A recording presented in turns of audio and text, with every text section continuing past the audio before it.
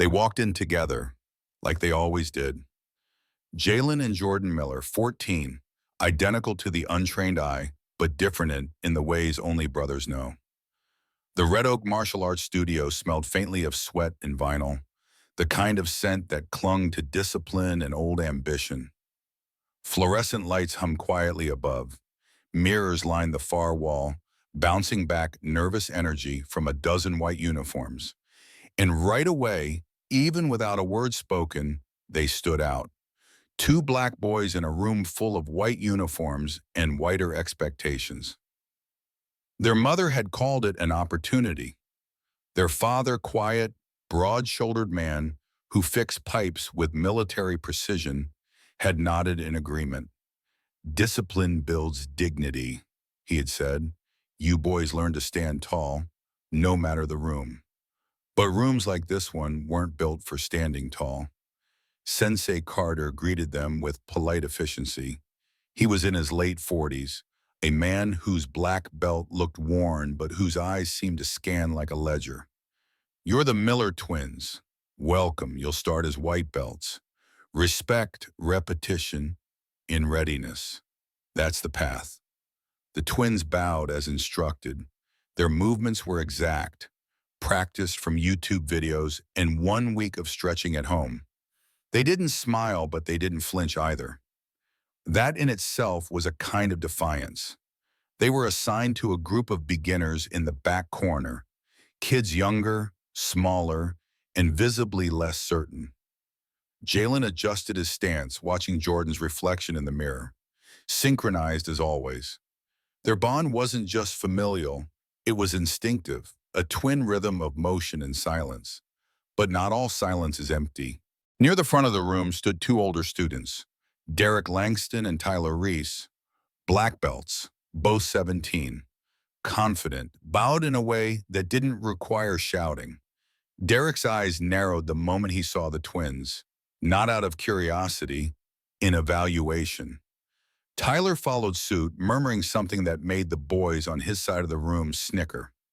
New blood, Derek said, loud enough for a few to hear. Let's see how long they last. They didn't address the twins directly, not yet, but the message hung in the air like humidity before a storm. The lesson continued, horse stances, basic blocks, breathing techniques.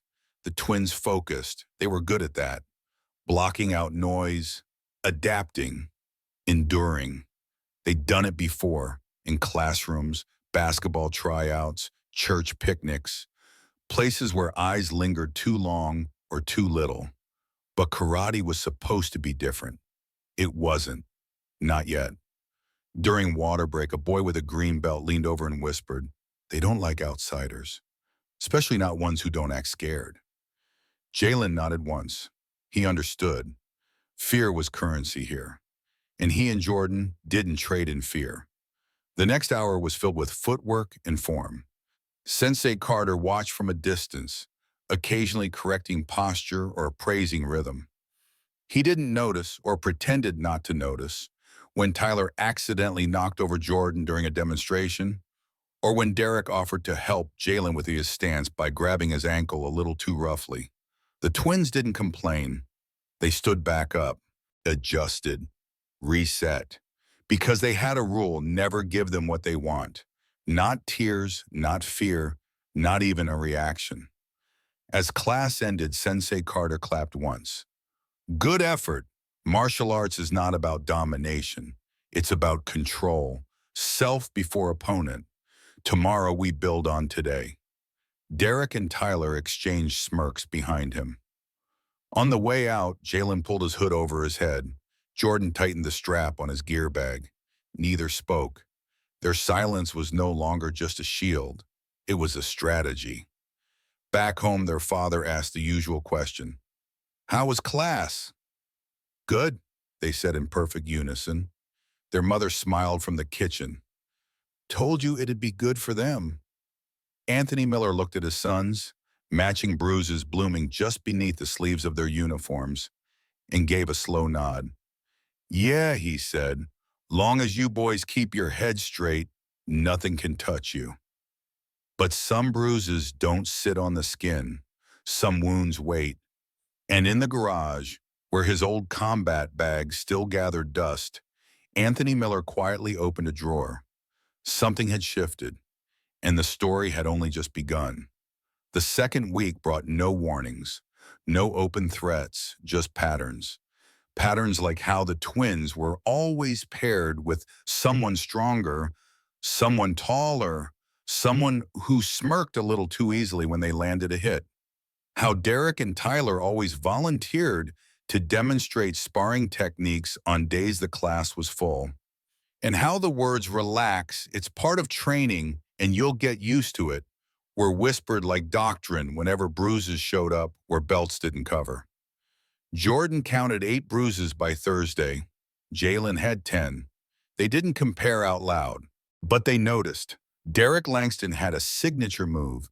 He liked to sweep legs hard enough to send bodies flying, then say things like, "Oops, your balance is trash," with a smile that made the apology sound like a dare.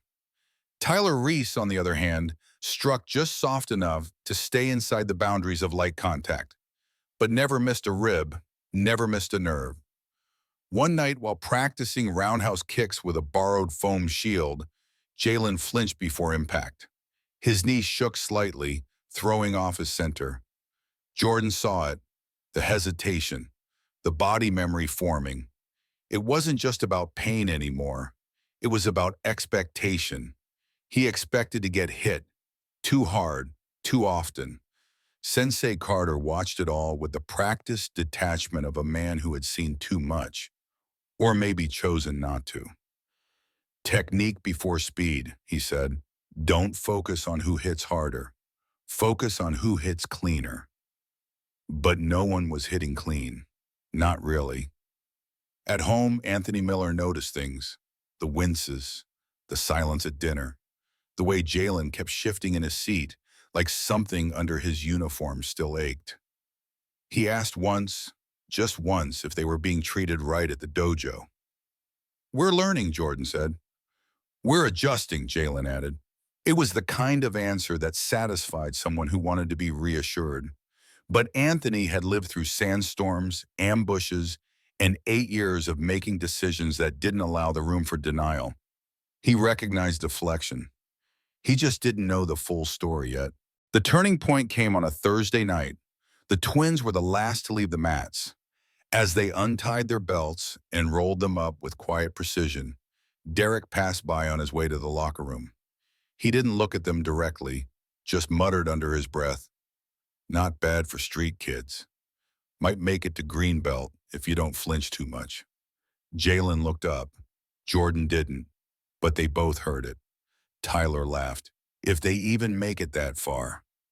Neither of the twins replied, not out loud, but something in Jalen's face shifted, just slightly. His jaw set.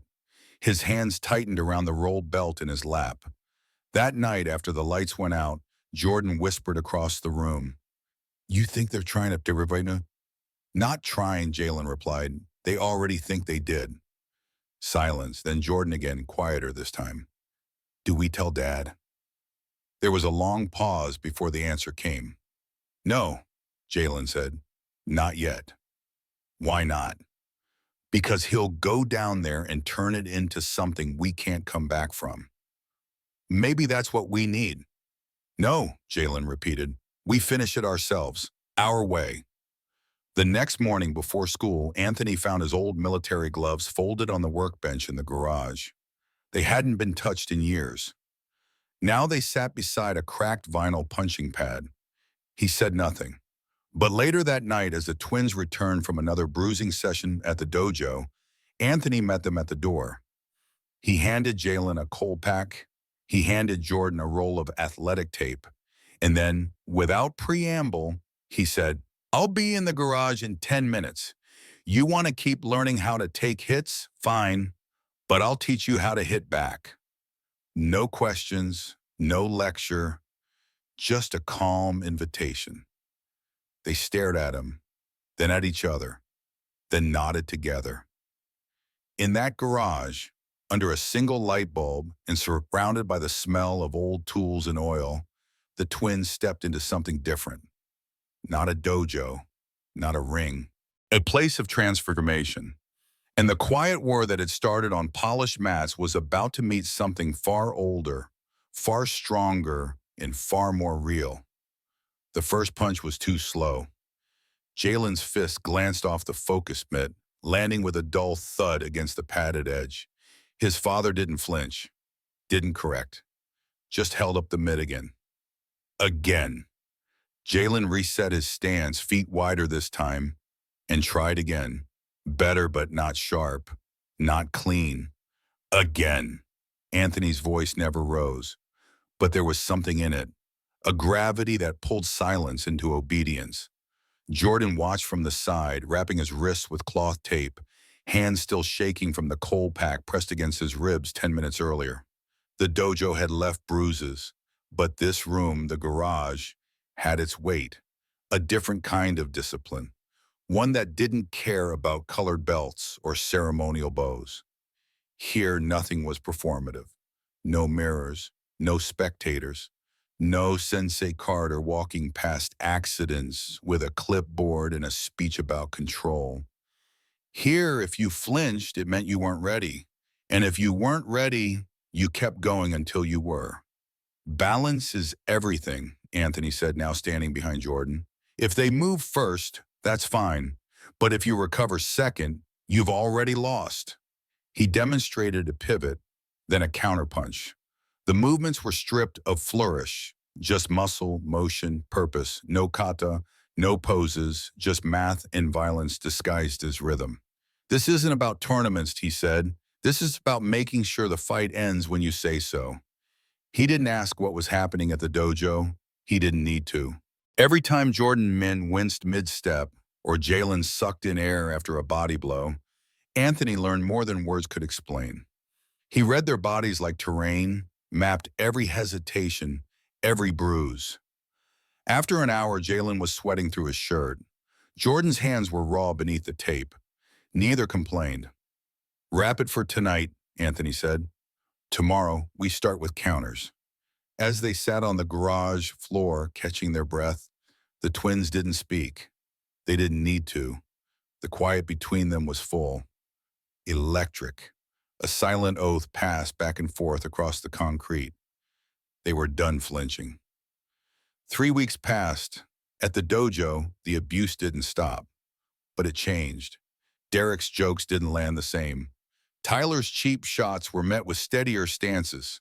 When Jalen took a kick to the ribs, he didn't stumble. He absorbed it, reset, and stared back. When Jordan was swept onto the mat, he rolled through the fall, came up already balanced. There was no retaliation, no sudden outbursts, just composure, control. And control, it turned out, was unnerving to those who relied on chaos. "Getting tough, huh?" Derek muttered after a particularly aggressive drill. "We'll see how long that lasts." Jalen only looked at him, not with fear, not even anger, just calculation. At home, their mother still believed the dojo was good for them. She saw the discipline, the silence, the commitment. She didn't see the bruises anymore. They were managed now, hidden beneath layers of resilience and clever lighting. The boys had learned how to tape joints under clothes and how to lie with half a smile. Anthony saw it all and said nothing. Instead, he bought them a second pair of focus mittens, installed a pull-up bar across the garage frame, downloaded old military training PDFs, and printed out diagrams on how to break grips, shift leverage, and create escape angles. "This isn't about revenge," he said one night, while adjusting Jordan's elbow position mid-punch. "It's about making sure next time they swing first, they don't get a second swing." In the 4th week, a flyer appeared on the dojo's bulletin board. Tri-County Open Tournament. Open division entries now available. Most students ignored it. Derek, of course, saw it as another chance to showcase his dominance. But for the twins, the flyer felt different. It wasn't just a competition. It was a door, a chance to fight on the record. Not under the gaze of a biased instructor, Not behind closed mats, but in the open, with eyes watching, with rules and consequences. Jalen stared at it for a long time. Jordan stepped beside him. You thinking what I'm thinking? Jalen nodded once. Let's give them something to remember. In the quiet of that night, under the low hum of the garage bulb, Anthony read the flyer and said only one thing. If you're stepping into that ring, then the real training starts now. And when he picked up the mittens again, his grip was firmer. Because this time it wasn't just about defending, it was about rewriting the entire narrative. The gym smelled like sweat and fresh wax. At the Tri-County Open, you didn't just walk into a tournament. You stepped onto a stage. Banners from a dozen dojos lined the walls. The air was thick with energy, nerves, and the unmistakable sound of stretching belts and snapping warm-up kicks. Jalen and Jordan Miller stood in matching uniforms, yellow belts tied neatly around their waists, too neatly, some thought. They didn't laugh with teammates or bounce with excitement. They stood still, focused. To most of the crowd, they looked like underdogs, but to each other, they looked ready. The registration official raised an eyebrow when they handed in their forms. Open division, he asked. You sure about that, boys? You're up against black belts in there. We're sure, Jalen said. The man shrugged, marking their names. Up to you. Behind them, the chatter had already started. The Warriors' Path crowd had arrived. Derek Langston, Tyler Reese, and their entourage of smirks and swagger. They wore their black belts with loose confidence, the kind that came from years of praise and unchecked power. Hey, Tyler said, nudging Derek and nodding toward the twins. Looks like they're here to get humbled in public. Derek narrowed his eyes. Or they're here to get carried out. Sensei Carter appeared beside them moments later, his smile tight. I wasn't told you two were entering today, he said to the twins, his tone edged with accusation. Now you know, Jordan replied, voice even. Their names were called first. Match 1, Jordan Miller versus Tyler Reese. The murmurs rippled instantly. Yellow versus black. It wasn't supposed to be close. People leaned forward in their folding chairs, expecting a lesson in humility for the newcomer. Jordan bowed to the referee, then to Tyler. Tyler barely nodded. Begin. Tyler moved first, fast and confident, lunging with a front kick meant to intimidate. Jordan sidestepped, pivoted, and countered with a palm strike to the chest. Not flashy, but firm enough to stagger him back. There was a pause. The crowd blinked. Then Jordan moved again, this time faster. 2 strikes, clean and surgical, one to Tyler's exposed ribs, the second a sweeping leg that dropped him to the mat with stunning efficiency. Point Miller. The room fell silent. By the second round, Jordan had anticipated every move. Cutting angles, slipping strikes, using exactly what his father had drilled into him in that quiet garage. Match Miller. The referee raised Jordan's hand. Tyler didn't look up. Derek stood from his seat before the announcement even finished. Next match, Jalen Miller versus Derek Langston. The crowd stirred. Someone whispered, another Miller kid? What is happening? Jalen stepped into the ring, calm, shoulders relaxed, not a single wasted motion.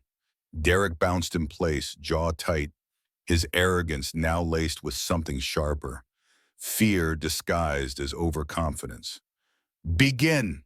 Derek came hard, punches flying, kicks high and fast, a blur of controlled aggression. But Jalen didn't retreat. He absorbed, then answered. A tight jab to the sternum, a hook to the side, a sweep that sent Derek skidding across the mat like a thrown coat. Point Miller. Derek's face reddened, eyes burning. He charged again, but it was already over. Jalen had waited, learned, adapted. One final counter, an elbow inside the guard, a throw time to Derek's desperate momentum, and the mat met Derek's pride with an echo that silenced the gym. Match Miller. Afterward, the arguments began. Parents shouting, Sensei Carter stormed toward the table. "Those boys aren't yellow belts," he hissed. "This is fraudulent." "They're registered under your school," the coordinator said calmly. "Their paperwork's clean." "But someone's been training them in secret. This was a setup." A voice cut through the noise. "I trained them." Anthony Miller stepped into the ring from the sidelines, hands clasped calmly behind his back. "In my garage. After I saw the bruises, you ignored them." Gasps rippled. "We didn't cheat," he continued. "We adapted. Because your dojo wasn't teaching them to fight. It was teaching them to take abuse in silence." The judges turned to Carter, eyes narrowed now. "We'll be reviewing your certification," one of them said flatly. Back in the locker room, Jalen sat beside Jordan, both of them breathing hard, sweat dripping down their necks. Their belts were still yellow, but everything else about them had changed. "We did it," Jordan said. Jalen looked down at his hands, steady now, no tremble, no hesitation. "No," he said quietly, "we started it." The aftermath came fast, faster than the bruises had faded. Within 48 hours of the Tri-County Open, a video of Jalen and Jordan's matches, shot by a parent in the crowd, made its way online. The title was simple: "Yellow Belts Destroy Black Belts. You Won't Believe Why." By morning, it had 500,000 views. By evening, over 2 million. But the video didn't just show the fights, it showed the shift. It captured Sensei Carter's face contorting in disbelief. The audio caught Anthony Miller's calm voice revealing the bruises and the silent complicity. And it recorded the stunned silence of a crowd forced to reevaluate everything they believed about skill, strength, and superiority. At Warriors Path Dojo, the fallout was swift. Sensei Carter was suspended pending formal investigation. Within a week, his teaching license was revoked. An internal review uncovered years of favoritism, bullying brushed off as discipline, and a history of protecting students from wealthy families. Parents pulled their kids out in droves. By the end of the month, the dojo shut down. The sign was taken down. The mats were rolled up. Silence returned to the space, this time not as a weapon, but as a consequence. But the Miller family didn't celebrate. They rebuilt. Anthony helped open a new community martial arts center called Strong Roots Dojo, partnering with a former military friend and local educators. Its core philosophy was printed on the wall in simple block letters. "We don't train to dominate, we train to protect." Jalen and Jordan didn't wear their yellow belts anymore. Not because they'd earned new ranks, though they had, but because the belts no longer mattered. What mattered was the way they moved. Confident, calm, unafraid. The students at Strong Roots noticed, especially the younger ones, some of whom had also come from Warriors Path, still carrying invisible bruises of their own. "You're the twins from the video, right?" a boy asked Jalen shyly during a break one afternoon. Jalen smiled. "Yeah, we're the twins. But that video only shows what we did, not why we did it." "Why did you?" Jordan walked over and gently adjusted the boy's stance. "Because we didn't want anyone else to feel what we felt. That's the real fight." Meanwhile, Derek Langston and Tyler Reese faded into the background. Their names, once chanted with admiration at tournaments, were now whispered with discomfort. Neither was banned officially, but the stigma followed them.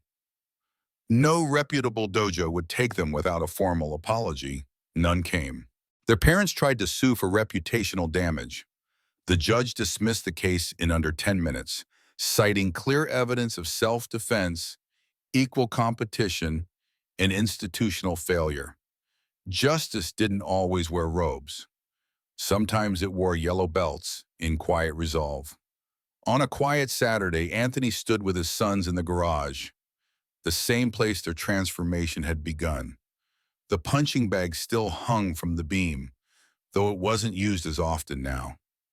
The tape on the floor had faded, but the lessons hadn't. You proud? He asked, watching Jalen wrap his hands before a small class demo. Not of the wins, Jalen replied. Of what we turned the pain into. And that we didn't turn into them, Jordan added, setting down his gloves. Anthony nodded, his voice low. That's what I was afraid of, you know. I'd teach you how to win a fight, but not how to walk away from one. Jordan smiled. You didn't teach us how to fight. You taught us how to finish something the right way. The moral lesson: justice doesn't always come with applause, and strength isn't about hitting harder. It's about knowing when not to. Jalen and Jordan's journey wasn't about revenge. It was about reclaiming dignity in a system that asked them to stay silent. It reminds us, endurance isn't weakness. It's the first phase of transformation. Silence isn't acceptance. Sometimes it's a strategy. Power used to protect is the only kind that deserves respect. They didn't just win. They didn't just survive. They changed what winning looked like.